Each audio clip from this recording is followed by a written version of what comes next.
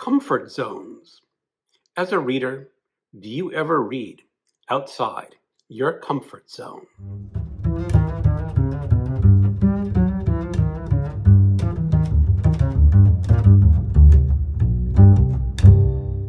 Hello, welcome to my channel. Another Bibliophile Reads. My name is Greg, and today I want to talk about a book that I read that's way outside my comfort zone, my wheelhouse. It is Lights Out by Nevessa Allen. This is a dark stalker romance. And what the hell? Why did I ever pick up this book and read it? Well, I saw a number of booktubers review it, mostly ladies, and they seemed to really enjoy it. I saw one or two other book reviews by men who had mixed opinions about this book. And I got curious. I was like my young man self, maybe walking down a street in a city, and he passed by a strip bar. And I think, my young man self, I don't need to go into a strip bar. There's nothing in there for me. But yes, there may be something for me inside that strip bar. So I decided maybe there's something inside this dark stalker romance that would be for me. So I decided to give it a shot. And what did I find? Let me start off with the trigger warnings. This book has a lot of trigger warnings. Lights Out is a dark stalker rom-com with heavy themes.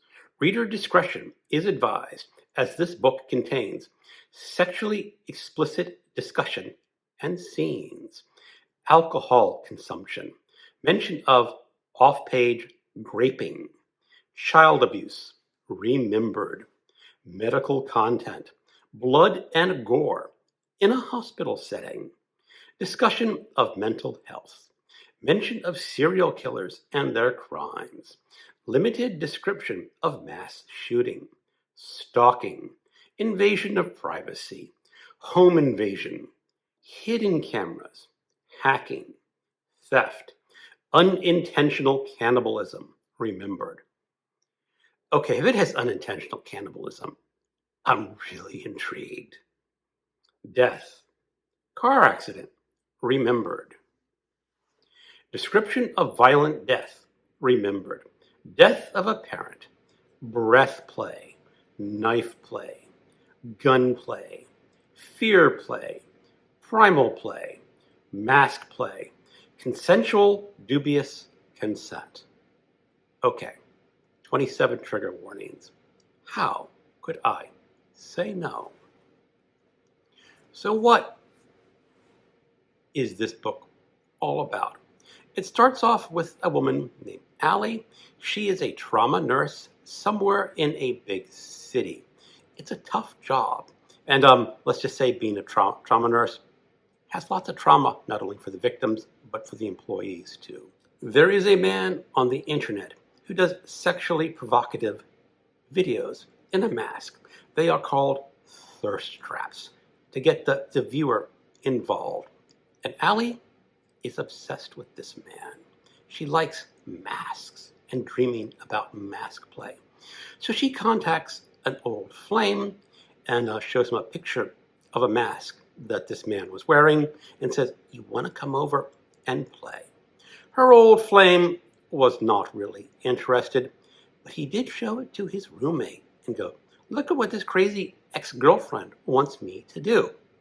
And this roommate of his was the masked man. So this masked man actually has met Allie before, and she has met him on one occasion, and he decides, let's go play with Allie, because Allie has sent him messages on his video saying, "You want to come stalk me?" And so this man, whose name is Josh, decides to go stalk Allie. And let's just say it gets even kinkier from there. Lights Out may be the most sexually explicit book that I have read in my lifetime. It is more sexually explicit than my naughty westerns, the cowboy trash that I like to read. It is graphic pornography or erotica. It leaves no doubt in your imagination what body part is doing something to another body part. So if you pick up this book and you are squeamish about sex scenes, you are only going to read about 40% of this book. Okay, maybe that's a slight exaggeration, but there's a lot of graphic sex in Lights Out. And if that makes you uncomfortable, stay away from this book. But what makes this book interesting is the interplay between Allie and Josh. Allie knows that Josh is a stalker. She does not know who he is at first. He is just the faceless man in a mask who's stalking her. But she's intrigued by the stalking. She actually likes it. She will have a sexual relationship with the masked man, the faceless man, before she knows who he is. It is a lot of sexual fantasy play. A woman living out her desires that she keeps inside, but she wants to let these desires out because that's who she is, and she wants to experience them with someone else who is going to come to love her. Now, some of the sexual games that these people play are really rather extreme. They are something I would never try, and I would probably suggest to other people, maybe you shouldn't try it either. But then again, maybe I am being the prude. Maybe you are going to read this book and see their extreme sexual play and go, maybe I want to try that. And if you want to try that, who am I, a guy on the internet reviewing this book, to tell you not to do it? Although my warning was, be really careful, especially when you get to that scene. But what are the lessons learned that I got from this book? It's interesting because both of these characters have psychological issues that they are working out. It is no big surprise in this book because it's mentioned very early, but Josh, the faceless masked man, is the son of a famous serial killer. He worries about what that means to be the son of a serial killer, whether he has those dark urges inside of him. Will he one day become a serial killer?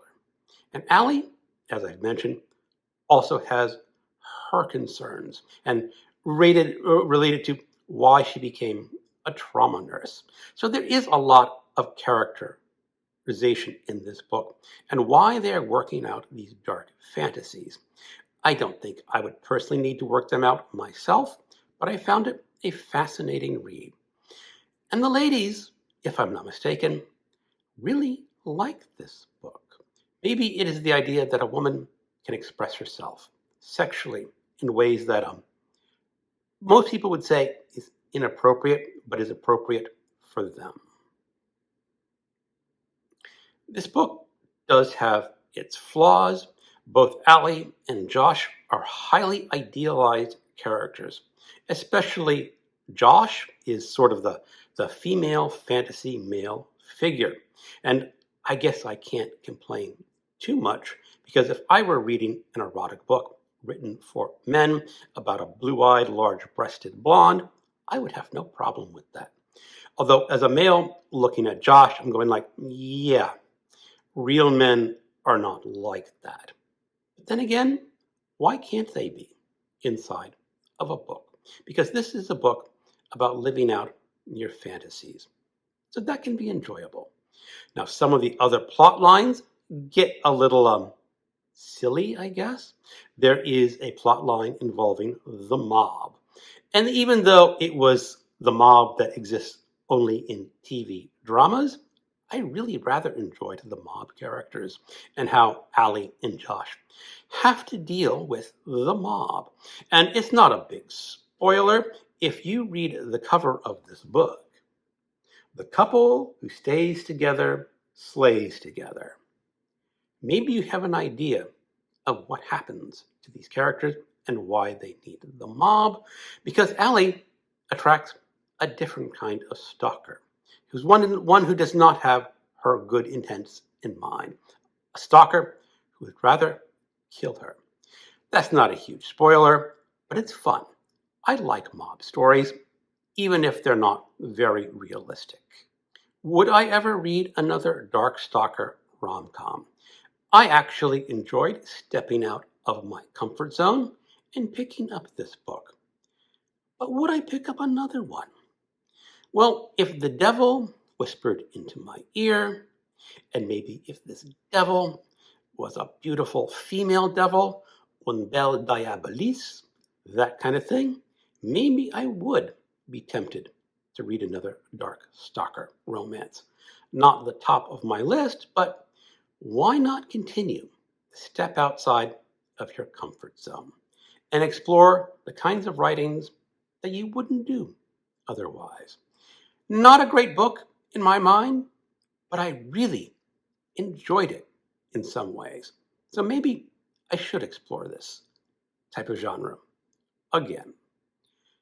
I would also like to dare my fellow male readers here on BookTube to pick up Lights Out and see what you think of it.